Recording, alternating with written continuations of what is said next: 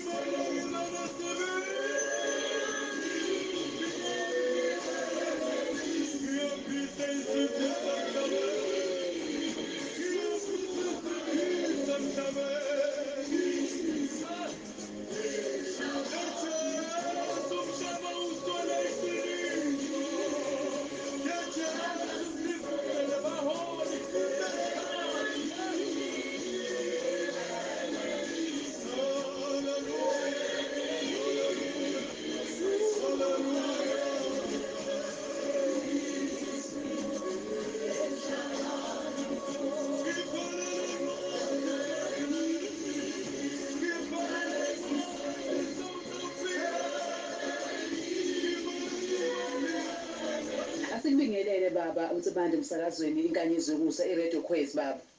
Ngiyabingelela mama ukaMajola Mthethwa, ngibingelela umlaleli ekhaya abefundisi bonke egameni leNkosi yethu Jesu Kristu. Ngiyazi uhlelo ingeke Nkosi zikhona yikho ngizibingelela nje mama Mthethwa. Kunjalo baba. Baba kuyintokozo enkulu ukuthi sibe kanye nawe la emsakazweni iRadio Quiz ngaphansi kwengosi yakho sithi sivuselela khona ithemba. Baba njalo njeke ngokujwayelekile ngamasonto sesihamba nabafundisi abahlukene siphethe izihloko ezahlukene. Namhlanje baba sithe ake sihambe nawe baba sibuka lesi sihloko esithi kunabafundisi abathi uma iNkosi uJesu yasebenzisa izinto eziphathekayo ukukhulukisa abantu nabo lokho kubanika igunya elokuthi basebenzise izinto eziphathekayo njengamafutha njengamanzi baba. Eminyakeni edlule baba kuke kwabonakala abafundisi besebenzisa izinto eziphathekayo bedlisa abantu utshani, bedlisa abantu amagundane, bedlisa abantu inyoka, befutha abantu ngamadumu egameni lokuthi inkosi uJesu naye khona eyake yakwenza isahamba emhlabeni. Engabe baba lokho kuyiliqiniso elingakanani baba? Chama umthetho akulona iqiniso. Inkosi uJesu akakaze adlisa abantu poison into engadliwa.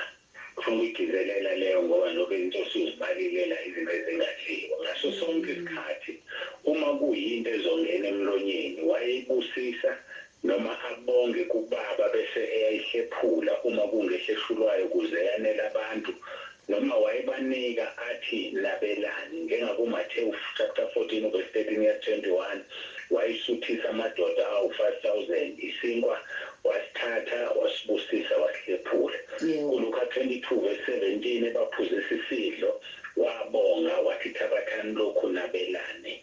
Ngakho-ke akakaze nje adlise umuntu into engadliwa ngomthetho.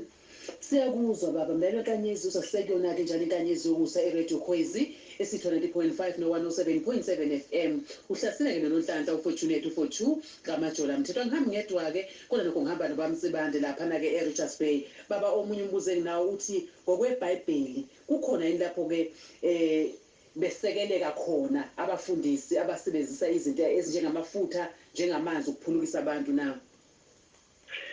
Chama umthetho akukho kubasekelayo, kodwa ngenxa yokungayiqondi imibhalo kunemibhalo abayiphendukezelayo. Sizokhumbula uPetro ephawula ngayo lento ngoba ayiqali namhlanje abantu ukuthi baphambanise imibhalo. Uma ufunda incwadi yomphostoli uPetro chapter 2 incwadi yesibili kaMphostoli uPetro chapter 3 ube 16 no-18 uyayichaza lento uthi nomzalwane wethu othandekayo uPawuli wanilobela njengokuhlakanipha ekuphiweyo, njengalokhu nasezincwadini zonke akhuluma kuzo ngalezi zinto okukhona kuzo okunye okukhulu ukuzwisisa ukuthi abangafundile nabangaqinile ekholweni bakuhlanekezele, njengalokhu benze njalo nangezinye izincwadi kube ngokubhujiswa kwabo.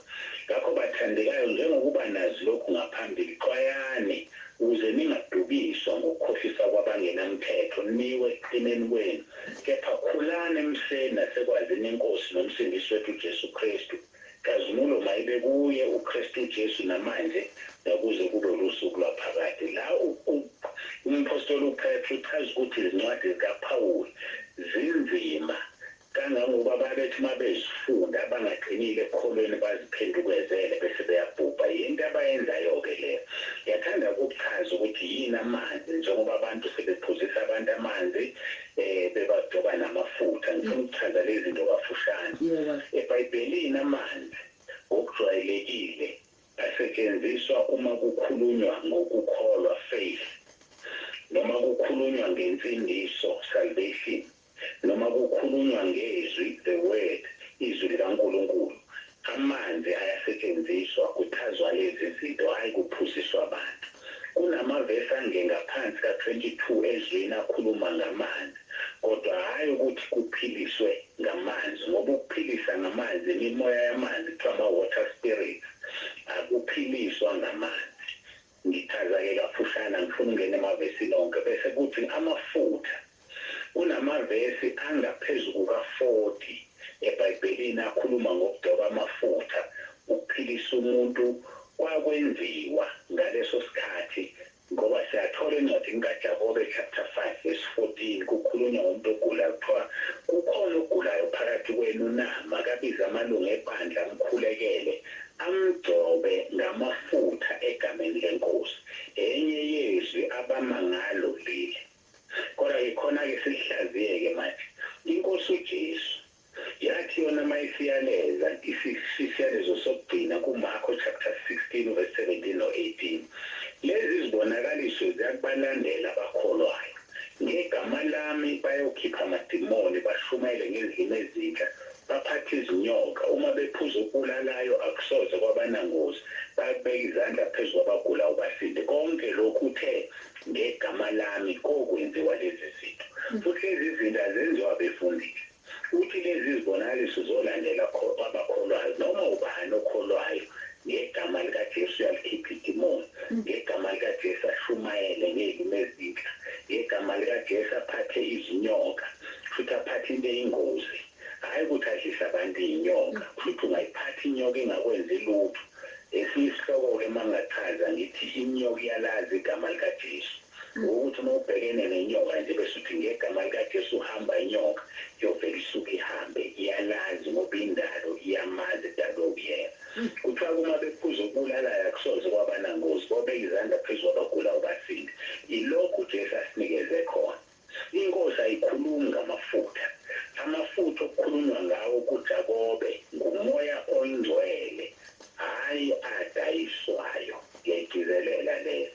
Ukube bekushiwo-ke aphathekayo, ngabe kwathiwa biza amalungu ebandla amkhulekele, amdayisele amafutha bese mgcoba. Aliqhamuke lokudayisa. Ngisho kanjani ukuthi umoya ongcwele ungamafutha?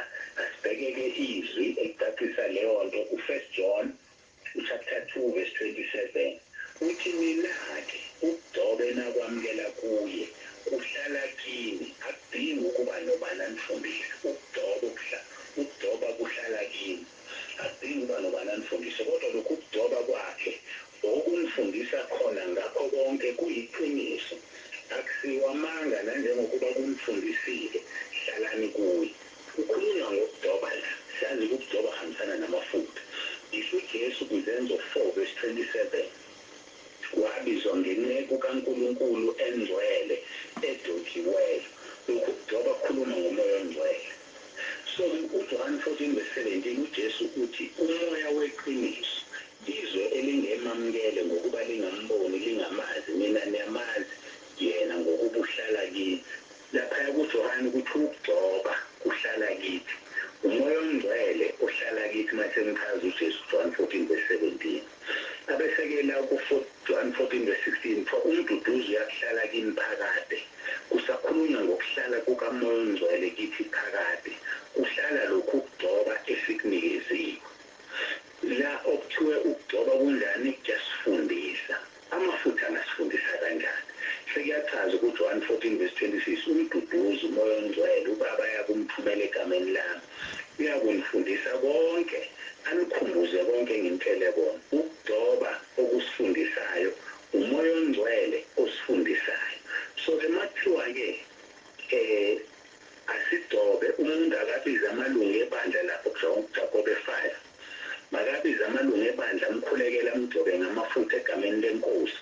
Kushiwo ukuthi awahlangane athandaze abize amandla kamoya ongcwele. Angizungena nje ndaba ngizoyihlokoza. Ngiyakhumbula ngihlangana nomuntu owayenolegiyone nenqwaba yamadimoni, ngimkhulekela engafuni ukuphuma, ngathandaza ngenhliziyo ngathi Nkosi ngenze njani, sengibiza igama lakhe awaphumi. Wangibuza imibuzo emibili, wathi ubani? Wathi wangena kanjani uJesu kuMariya? Ngathi Nkosi amandla kamoya ongcwele amboza uMariya. Wasethi number 2, ubani wavusa uJesu ethuneni? Ngathi izwi lakho lithi umoya ongcwele wavusa uJesu ethuneni. Wathi amandla ami lawo, biza umoya ongcwele. Ngathi ngegama likaJesu ngamandla kamoya ongcwele waphumula igiyona, aphuma inqwaba yamadimoni, umuntu wakhululeka. So uma-ke sikhulekela umuntu ogulayo, sibiza igama likaJesu, simgcobe ngamafutha angumoya ongcwele. Kusho ukuthi ngizothi mandla kamoya ongcwele ngegama likaJesu, sibanibani uhlezi ukuthi akasukume, ngeke angasukumi ngoba sengimgcobe ngamafutha angumoya ongcwele. Ukube bekuthiwa aphathekayo, ngabe kuthiwa biza amalungu ebandla amkhulekele amdayisele amafutha. Ayikhulunywa nje ukudayiswa, njengoba kudayiswa amafutha manje. Ngiyabonga mama uMthetho, siqhubeke. Yebo baba. Siyabonga kakhulu baba uNsibande. Omunye futhi umbuzo enginawo baba, uthi abanye abaholi bamabandla abayisebenzisayo lezi zinto eziphathekayo bathi inkosi uJesu nayo inazi igameko lapho nayo yake yasebenzisa khona izinto eziphathekayo, njengokuthi yakenza udaka yagcoba impumputhe emehlweni. Ingabe lokho kuwubufakazi bokuthi uJesu wayekhuthaza ukuthi thina abantwana bakhe, thina bafundisi singasebenzisa lezi zinto eziphathekayo na?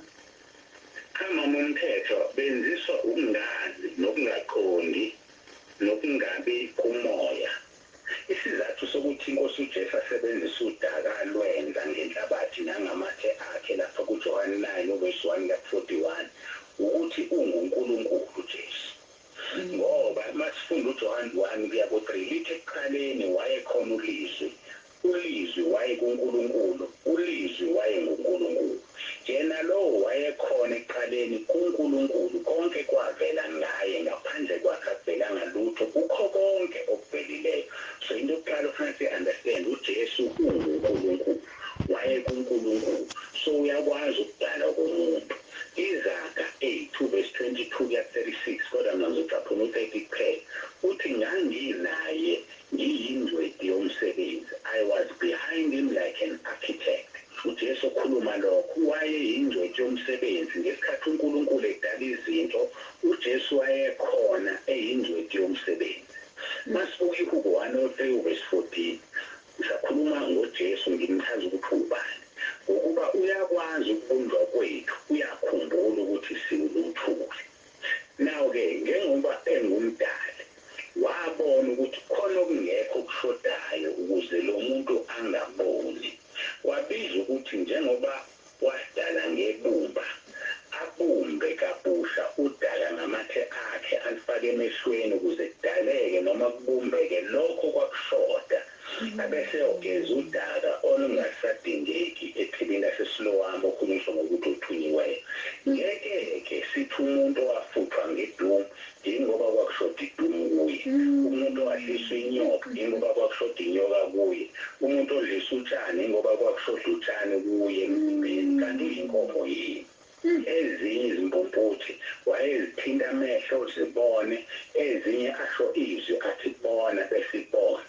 Inkosi uJesu yazi ukuthi umzimba wakho nowami udingani. Thina-ke njengabazalwane sinikwe izandla ukuthi sibeke izandla bese sibiza igama likaJesu, uJesu Kristu waseNazaretha, umuntu aphile.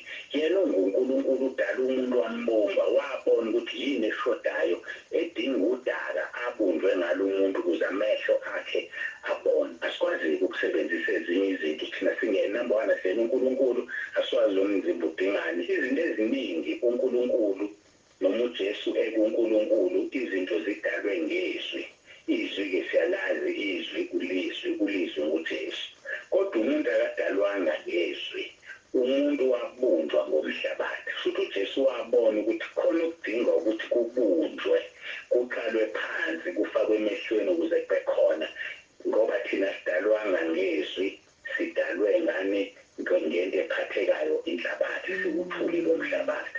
Phela uyena ophilisa abafileyo nobizwa okungekho ngokungathi kukhona. Ngiyabonga mamthetho. Nalo inkanyezi zasekuyona-ke njalo inkanyezi kusa iRadio Khwezi isi-20.5 no-107.7 FM. Uhlaseleke noNhlanhla Opportunity for2 kaMajola Mthethwa. Ngihamba ngedwa kodwa lokhu ngihamba-ke nobaba uNzimande laphana-ke eRichards Bay. Baba, omunye umbuzo enginawo uthi ngabe sikhona yini isono ekusindiseni abantu ngezinto ezinjengamafutha namanzi kanye nezinye izinto eziphathekayo? Ngabe bangenza lokho ngenza isono yini na baba? Yebo mama uMthethwa, sikhulu ngoba number one uyasho nawe ukuthi uma ngisindisa kusho ukuthi wena osindisayo ngento ephathekayo, akusiyena umnikazi womuntu. Yokuqala nje egazi ngesathi uqala nje usebenza into ephathekayo, kanti uma ubiza igama likaJesu igama lakhe elisindisayo. Ngesathi uqala uthatha into ephathekayo usuqala isono sokuqala, wena ozama ukusindisa, akusiyena umnikazi womuntu omsindisayo. Iphuzu lesibili, umnikazi womuntu uthe lapha kuFilip 2:9-11 uphakamisa igama lendodana yakhe ngokulinika igama eliphezulu wonke amagama ukuze kuthi ngegama likaJesu amadolo onke aguqe, awabasezulwini, awabasemhlabeni, awabangaphansi komhlaba, nezilimi zonke zivume ngokuthi uJesu Kristu inkosi, kube inkazimulo kuNkulunkulu uyise. Manje uthi uma yenze nje uNkulunkulu, sokhumbula uDavide ezoshaya umFilisti, uthi uDavide ngegama likaJehova uNkulunkulu wempi oyeyisile. So uJesu engakafiki bekusebenza igama likaJehova, njengoba siyathola nalapha kwizaga ukuthi igama likaJehova liwumbhoshongo namandla olungileyo ubalekela kulo asindiswe. Njengamanje uNkulunkulu Baba wathatha wonke amandla wanika indodana wawanika igama layo elithi izwi lenkosi liyifa elikhulu kuney'ngilosi. Yikho-ke ethi makubizwa leli gama kuguqa amadolo ezulwini, kuguqa abasemhlabeni, kuguqa abangaphansi komhlaba, amadimoni, izisathane, yonke into iyaguqa ngaleli gama. Izilimi bese ziyavuma zithi uJesu Kristu inkosi, bese kuba inkazimulo kuyise, hhayi kuJesu, ngoba uyise onika uJesu lawa amandla. Ngesikhathi uphakamisa uJesu, udumo nenkazimulo luya kubani? Kubaba. Ngakho-ke uma uphilisa usindisa abantu ngalezi zinto eziphathekayo, uphikisa leli zwi, ungumphiki uKristu ngoba uphikisa uKristu. Mama uMthetho. Baba, omunye umbuzo enginawo uthi engabe sewukholwa yini ukuthi le mikhiqizo okusuke kunenkolelo yokuthi isindisa abantu, abafundisi besidayisele yona, bedayisela abazalwane, futhi engabe endlini kaNkulunkulu kuvumelekile yini ukuthi kwenzeke izinto ey'njenganalezo baba na? Akufanele nje, akufanele. Ngiqale ngaleli lendlu kaNkulunkulu, uJesu wafika kudayiselwana amajuba kwenziwe izinto, wafike wathi indlu kababa yokukhuleka le. Akufanele nje kuze kudayiselwane endlini yenkonzo, singakafiki kulokhu. Akufanele kudayiselwane ngisho umzalwane uma nezinto ayidayisayo, idayisa amabhege, idayisa iy'ngubo zokugqoka, akasuke uyidayise enkonzweni ukuzokhuba abazalwane. Uma umzalwane engasakhokheli, inkinga izoba la. Uyambona uyonikela, ithini inhliziyo, yazi unesibindi uMasibandane uyonikela kodwa mina akangikhokhele. Ukhohlwe ukuthi uyonikela kumuntu ongaphe kwakho, wena usucabanga isikweletu sakhe angasikhokhile. So ebandleni-ke akudayiselwana, akudayiswa, yadlula-ke. So okay, noma ngakadluli kakhulu. So njengoba kudayiswa izinto, kudayiswa iy'kibha zebandla nani nani, uma ibandla linemali alizenze iy'kibha liphanise, akungadayiswa. Ngoba ukudayiselana endlini kaNkulunkulu uthi uJesu wagubucela amatafula wathi indlu yokukhuleka le. Sengiyabuya-ke ngize kudayiseni-ke izigcobo-ke zonke lezi zinto. uMathewu 10:8 uJesu ethuma abapostoli uthi phulukisana abagulayo, nivusa abafileyo, nihlambulula abanothoko, nikhipha amadimoni, namukeliswe ngesihle, yiphani ngesihle. Ngakho uma siphilisa abantu ngegama likaJesu, sikwenza ngesihle. Uphawu ukuthi umuntu uma esedayisa amafutha akasebenzeli uJesu, usebenzela isisu sakhe, yikho edayisa. Uthi uJesu namukeliswe ngesihle, yiphani ngesihle. Hambani niphulukise abagulayo, nivuse abafileyo, nihlambulula abanothoko, nikhipha amadimoni. Yikho nje sekukhona nalezi gameko umuntu ayifise, uzoholela ukuthi uyifisile umfundisi akhuleke ngathi uyamvusa. Cha, sibavusa bavuke ngempela nje futhi ngegama likaJesu, asidingi umuntu oyifisile. Okwesibili, masibheka u-Elisha, ngikhuluma ngengozi yokudayisa, ngengozi yemali. U-Elisha kwafika umuntu wayenothoko lapha emakhosini esibili, chapter 5:1-27. Lo muntu onothoko kwakunaHamani.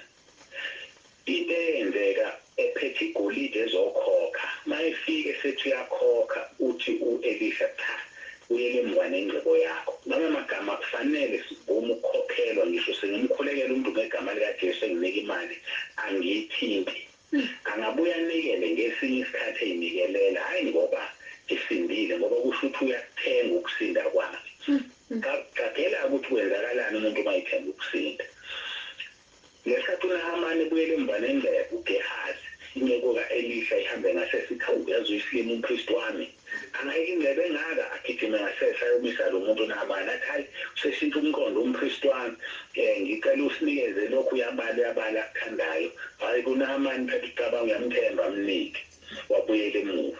Mayesebuyele emuva, ngenxa yokuthi uthathe imali yomuntu obegula, wathi u-Elisha, uthoko lukaNahamani, verse 27 amakhosi esibili chapter 5, uthoko lukaNahamani lakunamathela kuwe nasenzalweni yakho kuze kube phakade, waba mhlophe njengeqhwa ngaso sikhathi.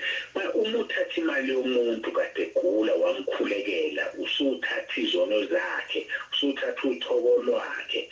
Yikho sinabafundisi abadlwengulayo, abafundisi abenza iy'nkinga, ngoba bayakhokhisa uma besiza umuntu. Uthi uJesu namukelise ngesihle, yiphani ngesihle. Ngesikhathi uthatha imali yomuntu ney'nyembezi zakhe, awuthathi imali kuphela, uthatha usizi lwakhe lonke ulibeka kuwe, Mama uMthetho. Siyakuzwa bamsibande. Baba omunye umbuzo enginawo uthi engabe kukhona yini eTestamentini elidala isigameko lapho uNkulunkulu asebenzise khona abaprofeti ukuthi basebenzise izinto eziphathekayo ukuthi baphulukise abantu na? Ziningi kakhulu ziningi isizathu esikhulu ezidathi zibe yiningi uJesu wayengakafiki wasinika igama. Number 2 umoya ongcwele wayengakafiki. Ngizothinta ezimbili sokuqala lesi engiphuma kuso sikaNahamani. U-Elisha wathi kuNahamani lapha ku-verse 10 hamba uyogeza kasikhombisa emfuleni eJordani ukuze inyama yakhe ibuyele kuhlambuluko othokweni. Into ephathekayo leyo wahamba ngempela wayogeza uNahamani 7 times.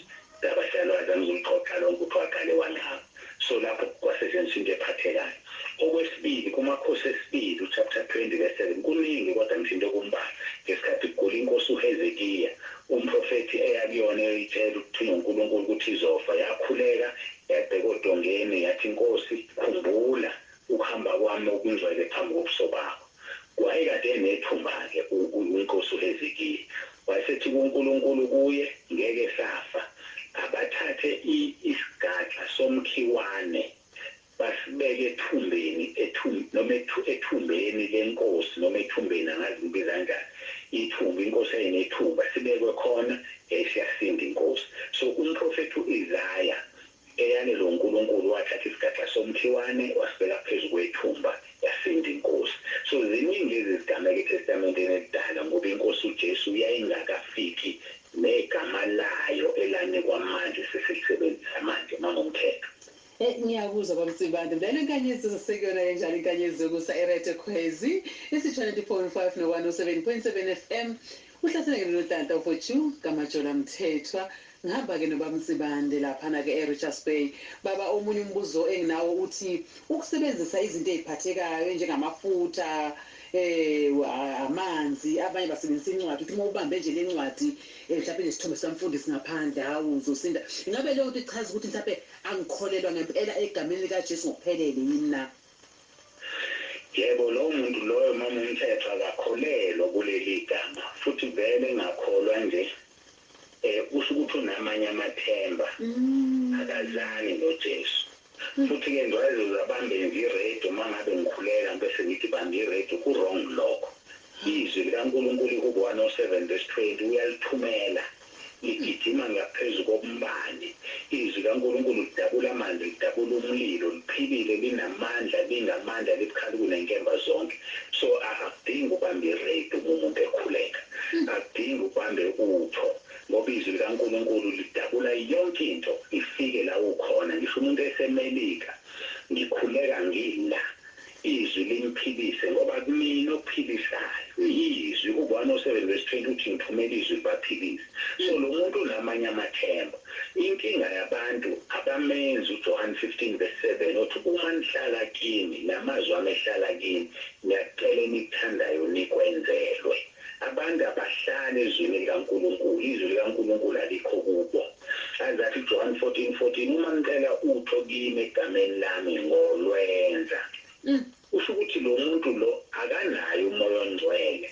Izithelo zikamoya zikho kuye ezizodala ukuthi uJesu athi kuJohn 15 verse 16 aningikhethanga nina kodwa mina nginikhethile nganibeka ukuba niphume nithele izithelo nezithelo zenu zihlale ukuba noma yini enicela kubaba egameni lamaningi. Inkinga abantu abanazo izithelo yikhetha uJesu niyobabona ngezithelo zabo. Badayisa izinto nje isithelo leso sokuthi abamazi uJesu ngoba uJesu siphenge sihle uthi masiphe abanye masiphulukise ngesihle. So uJesu uthi usikhethile wasibeka ukuba sithele izithelo ziphi izithelo lezi zikamoya. Mazihlalile lezi zithelo kithi socela noma yini esithandayo kubaba egameni likaJesu asenzele yona ngomthetho. Hey baba siyabonga kakhulu baba ngesikhathi sakho. Baba bengathini nje sevalelisa baba baba bengasabuzwa yimini bengathini? Ngithanda nje ukudonsa ngezindlebe abantwana bakaNkulunkulu abangilaleli njengamanje noma bayolalela-ke ngoba bayarekhoda abanye badlulise. Ake sihlalele izwini lenkosi ngoba uma ufunda izwi likaNkulunkulu lizokwazi ukwenza ukwazi ukuhlukanisa umoya ngoba uzothi uma ubona umfundisi noma ubanika into bese kuthi kuwe enganizwi lenkosi lithi uyenzekani lento bese impendulo ithi ngoba akakholwa njengokusho kombhalo uthi uJesu kuJohane 7:38-39 okholwa njengokusho kombhalo esiswini sakhe kuyogobhoza imfula yamanzi aphilayo athi verse 39 washo lokho ngomoya ababeza bamukela abakholwa nguye ukuba umoya wayengakafiki lokhu uJesu wayengakakhazumuliswa so uma ukholwa njengokusho kwezwi hayi njengokusho komfundisi ngiwaride ngokuthi sikholwa njengokusho wabefundisi sigcine sisithi ujobolo la ekhaya ngiyalibonga ngobonga ujobolo la ekhaya awubongo lwasezulwini uma ubonga uNkulunkulu wala ekhaya uNkulunkulu wayibiza ngamadoda amathathu kuphela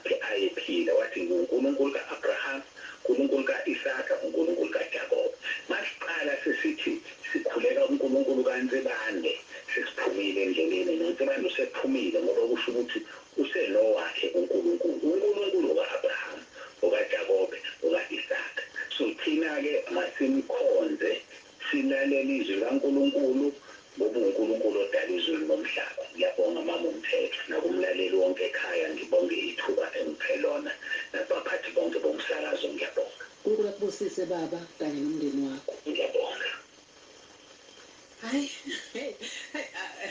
ngibona incingo-ke lokho ziflike nje esaqhubeka baba hayi angazi ufuna ukuthini sabona lentu Mama Mthetho yebo bokusongona lapha efakeni embuzini yebo baba silalele uba Mntumande nawe Mama Mthetho yebo nawe umbuzo engikubuza ungabe lapha iTestament esidala liyahambisana yini neTestament elisha uma lingahambisani inkosi yami ngiyithele uJesu Kristu embhalweni wakhe uthi angizange ngizochitha kodwa ngizogcwalisa yabo sabonga kakhulu baba ukuthi umbuzo wakho bazokuphendula baningi abafundisi la lolu hlelo isekhala abafundisi la line 4 okay wanqamuka ubaba uzobe uyabuya line 2 sabona yebo abantu ngicela bemukele iJesu ngicela ngoba umsemukele iJesu zonke izinto ziyindini ngiyabonga kakhulu sabonga kuzoristo ngiyabonga nakubaba umsizana hayi sabonga nathi hayi ushube kakhulu ke la line 4 sabona amen mama Mthetho amen baba haleluya yebo hey siyabonga mama Mthetho ingcebe yenkosi baba wethu baba uSibande ingcwele ne mama sibonga kakhulu ngendlela esihlaziye ngayo ikhotha imbhalo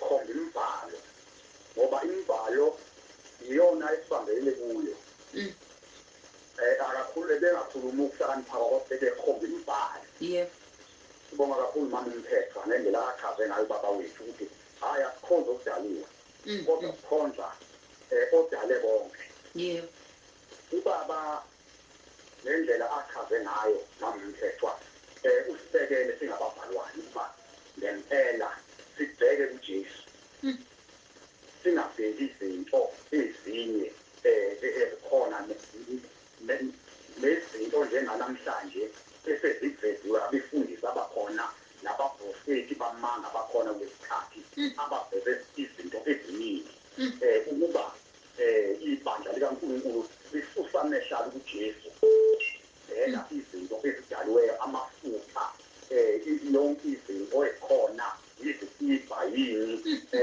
ithombe yini uNkulunkulu uthi asibheke kuye sibheke kuJesu siyabonga kakhulu enqabeni yenkosi ubaba kade ebuza lapho ukuthi iTestamente esidala neTestamente elisha hayi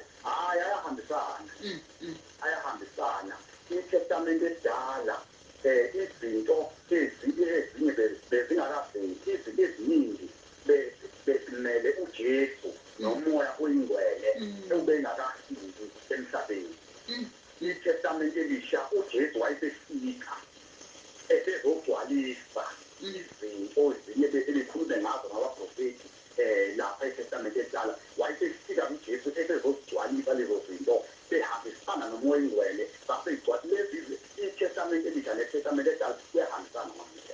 Yabo. Sibonga kakhulu Bamtuli. Ngiyabonga kakhulu Bamtuli. Ngicela uyaphenduleka umfundisi obebuzile angazi umfundisi umbaba yini nje mhlawumbe baba nje webandla kodwa-ke kuyahambisana seshi Bamtuli kuyahambisana okunye ukuchaza ubamsebandla abantu athi okunye bekumele uJesu engakafiki bese fikile wathatha isikhundla sezinto ebesizenza. Okay, angani ukhona la sabona ungathini Hayi we sasa ngufana siyabonga mama umthetho siyabonga kakhulu kanye nobaba uMsibandi esikhathini nje kuphila kusona mama siyabonga ngalezi zihlobo angazi mina abantwana bakaNkulunkulu bemele ngempela ukuthi badlule ngempela esikhulwini ngoba lezi zinto okukhulunywa ngazo izinto ey'khona kudukiwe abantu bakaNkulunkulu kuphunyiwe nje endleleni kuphunyiwe kuduka yikho ngithi na wena usebandleni khetha ngempela dula ngempela uma abantu namhlanje kuthiwa balele kwamatshe abantu abathithi iy'thombe sengibuka kenkosi umuntu sekufakwe isithombe sakhe sesikhuleko sekhonza nasuka ngibabaze nje ngabe nje ngisuka nje ukuthi wamisela nje manje usuke ngempela uyabona-ke mama umuntu ngene naso noba ukuthi bathi usuke ngempela emhlabeni sengamele nje ukuthi aqasuka azajuluka aze bemanje sekumele ngempela umuntu nje amuka akhanyise ukuthi ngikholwa ngempela yini ngilandela yini uJesu fana ubaba lade kuze umbuzo ubaba umuntu sephendulile ngempela uJesu abantu abaningi babethi ngezelami Jesu uzochitha uzoqinisa ibhawuzi ibhawuzi lokuthi ulandele uJesu iTestament elisha nelidala lihamba nje nganithi kuya ngokuthi wena ulizwa kanjani wena uyithelokwa kodwa nje liyinto eyodwa ngoba sikhuluma uJesu engakafiki la isefikile kwena sekumele ukhethe ngempela ukuthi ubanze ulandela bani ubani umthanda mama umthetho siyabonga ngey'hlobo zakho zidule ngempela adingi nje usilalele ngenyama lesesihloko ukhasuka hambe esogweni.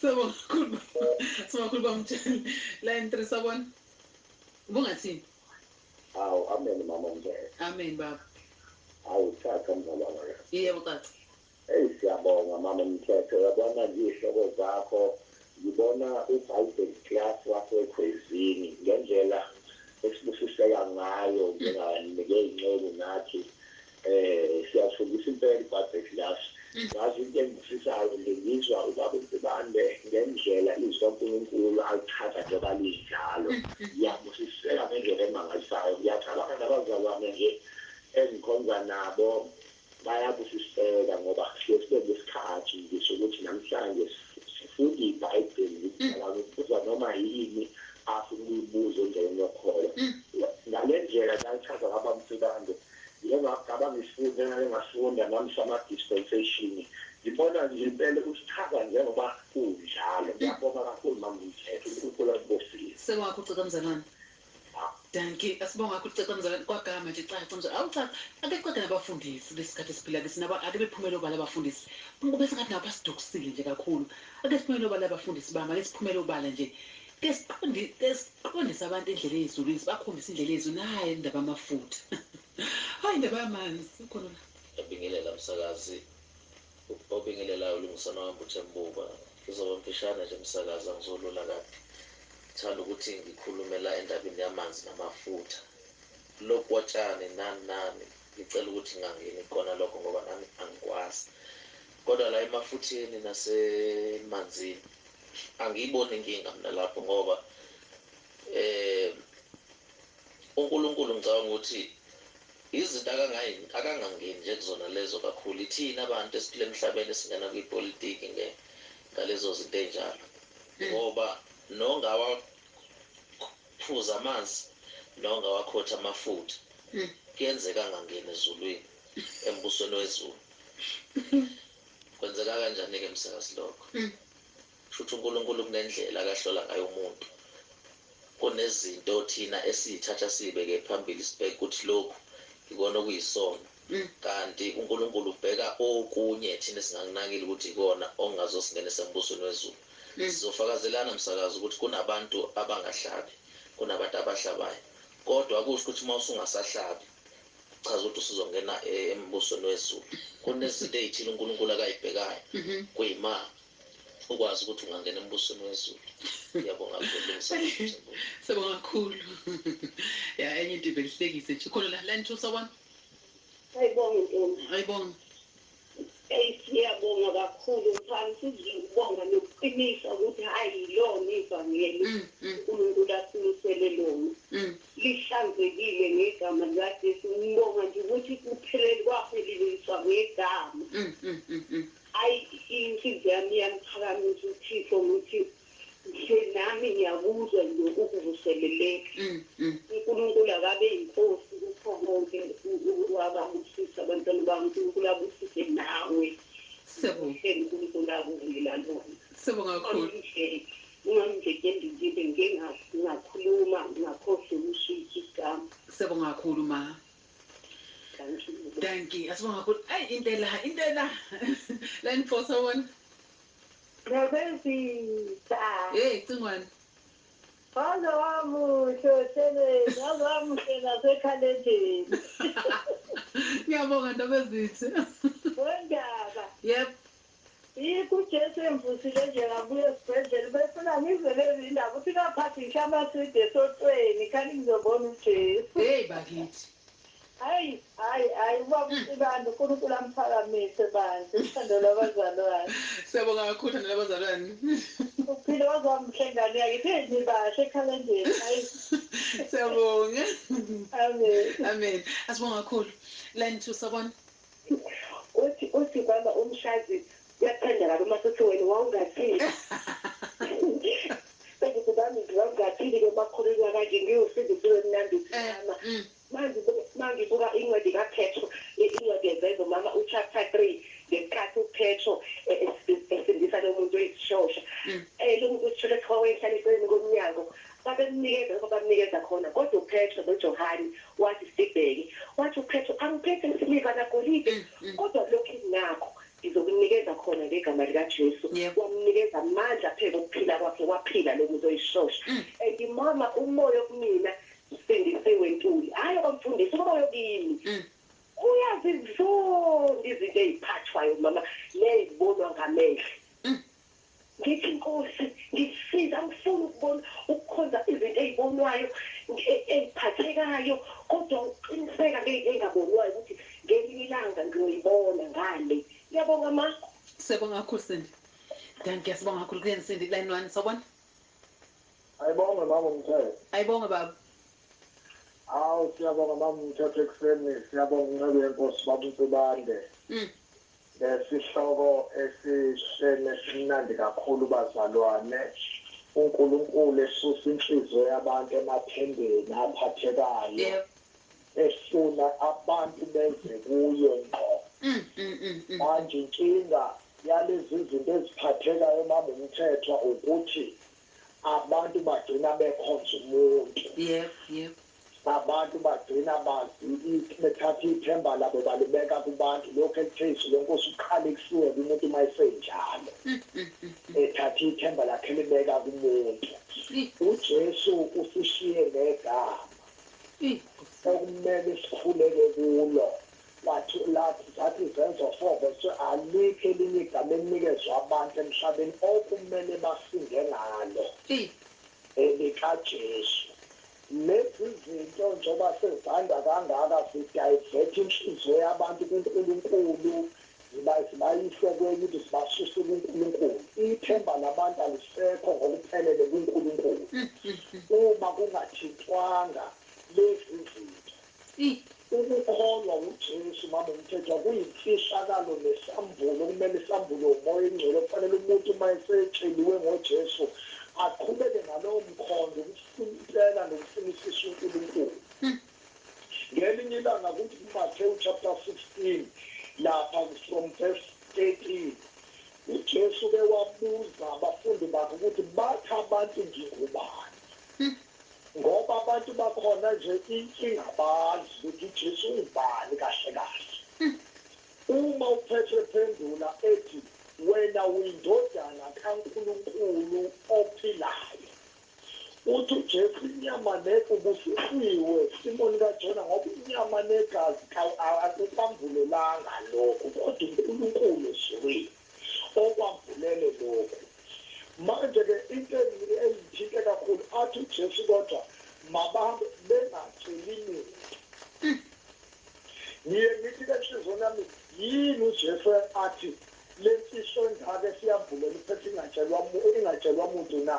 Yingoba umuntu nomuntu okholwa uJesu kunesambulo okufanele sambuleke kuye ngoJesu. Akufani nje nokuthi njengoba ngiyobhala mhlawumbe uma ngibhala itest bese kuqhamuka omunye useyitholile imvuzo enginikeze yona bese sonke sobuka kuleyo mvuzo. uJesu akasiyona imvuzo. Umuntu nomuntu uyavulekelwa ngemfihlakalo yokukholwa uJesu. Uma sesibamba lezi zinto akuyona imfihlakalo yomunye umoya yomunye nje oyiqhamukele nayo wena uqhambulekelwa njengoba ulandela lezi zinto.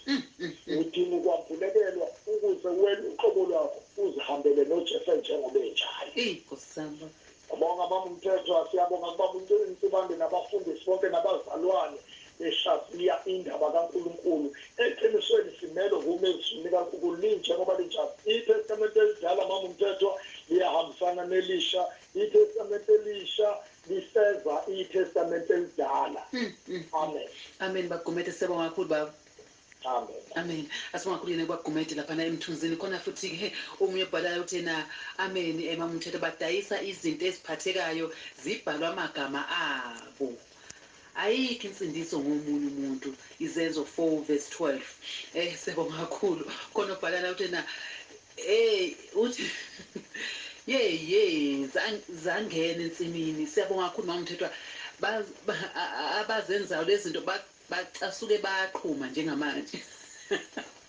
Ya ngishilo lesihloko sizobalula khona ngishilo ngathi sinzima sona ngoba ngempela khona abakwenzayo lo kwenza uzolokho embambathi impela athi angiyiboni inkingi. Ukhona la sabona. Yebo Mama uMthethwa inhliziyo zethu zithi nje amen. Ngiyabonga ngendlela eyisimangaliso sikubonga uNkulunkulu nangoba umfundisi owasithi intaba yokuthi obaba abafana nobaba uNtibande nobaba uMtshali nobaba uMajola nabanye bangasidodisa bamemeze ngoba uyazi nami khona isikhathi engangiye ngithi enhliziyweni yami ngithi ngifisa ukumemeza ngitshela abantu abasha ngoJesu wathi uNkulunkulu napha phambi kwakho. Manje siyabonga ukuthi abantwana baNkulunkulu basitshela amaqiniso futhi nje amen enhliziyweni zethu. Manje kuye kwenzeka ngamaholide ngadinga ukuthi ngivakashe kwesinye isihlobo nje futhi ongela nokuvakasha ngangidlula nje ngokuthize. Lezi zinto zavela lapha ku-TV ngamangala ukuthi kanti sekunjena umuntu ebala mhlawumbe amadolobha awu-120 ethi ngizobe ngikuphi namabhodlela amanzi. Uyabona akhwele loya muntu ufika nama-truck amanzi no-oyela uthi nje uprofetha amanga ngendlela eyisimanga. Leyo nto engayibona yangishayisa ngovalo. Manje siyabonga amaqiniso uma ephuma ngale ndlela ngoba nathi isihlobo sami sasinebhodlela lapha endlini uthi hayi mina ngingalingi ngifuna ukukholwa ngokubona ngaya kodwa kungisizanga kodwa nanga ngisaphuza nayo usuphuza zonke lezi zinto lahla lezi zinto uthatha igama likaJesu. Ngabona ukuthi khona udideka kulesi sihlobo sami siyasho ukuthi asizakalanga kodwa sibekile lezi zinto ziney'thombe namabhodlela ngadumala ngendlela eyisimanga kodwa ngithi nje ungathi uNkulunkulu angabasiza uma belalela abanye balamukele leli qiniso. Ithi nje inhliziyo yami amen. Ilokho umntwana kaNkulunkulu asesiphekona nawe uNkulunkulu indlela akusiza ngayo siyabonga kakhulu ukuthi le ntaba uNkulunkulu apha ubaba umfundisi uyasipheka ukuthi kumenyezwe kuyona kuyamenyezwa. Siyabonga kakhulu inkosi inibusise nabafundisi abangena kulolu hlelo siyabonga Papa Malindi. Asimakhulini Malindi. Umisiptelezi ufundisa lapha eDomino. Ya ushilo nje wathina uNkulunkulu wathina babasha eduze kwakho. Umisa lapha na ke Domino Service School. Sibonga kakhulu. Intela la ngazi ubambana ngeke nisabona. Amen. Ngizini nawo ungathini wena mase kunje. Ubongathini? Awubungathini. Ngibonga igama likaJesu Nkosi yami sibonga bantu sungene naye ngibonga wena kakhulu notata nesihloko sakho esikhulu esibaluleke kangaka usawuthi izipho yonke abantu abayidayisa abayikhumayo abanye kuthiwa balale namatshe embhedeni kodwa uNkulunkulu wami hawu baba ongcwele awukusizo sakho bathukuthele bafile abantu abenza lezi zinto kodwa iqiniso kumele likhulunywe nesisinkani inkosi imbusise kakhulu wena majola nabafundisi bonke nkosi yami abasikhonzanisi lapho inkosi imbusise uzipho la esitetheni. Amen. Siyabonga kakhulu Zipho. La nto sobona bungathini? Mama mnazali. Yebo. Everfresh. Yeah. Hayi, kushubisi. Hayi, futhi angikwazi konje. Yabona nje amaqiniso mephuma kanje bekufanele nje abantu bathathe izinto zabo bayethi uma izangoma zikwazi mase iphendukile ukushisa how much more umzalwane wazana noJesu. Nkosana. Ngapha engikhona ngake ngabona amakhandelela eshopbasket ephakathi edolobheni uyabathandazela uyakhuluma ngoJesu kodwa bacaphuna ikhandlela ngazi noma wathola u20 lilodwa yini. Bazalwane likhona igazi likaJesu likhona igama likaJesu. Uyabona ufike laphelela kuwe igama likaJesu noma ithi awushoni le ubuso bakho kubheke ezulwini.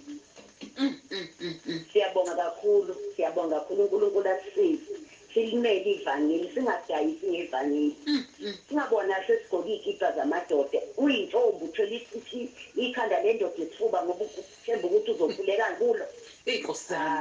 Hayibo hayi siyambonga uNkulunkulu awasindisa ngegazi lakhe lilodwa sizolimela.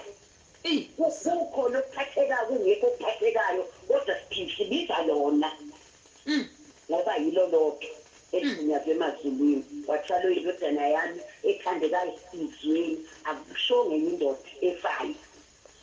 Siyabonga Everfresh. Danke. Amen. Asibonga kakhulu Everfresh konke endabeni. Ngiyabuya angiyazi into la.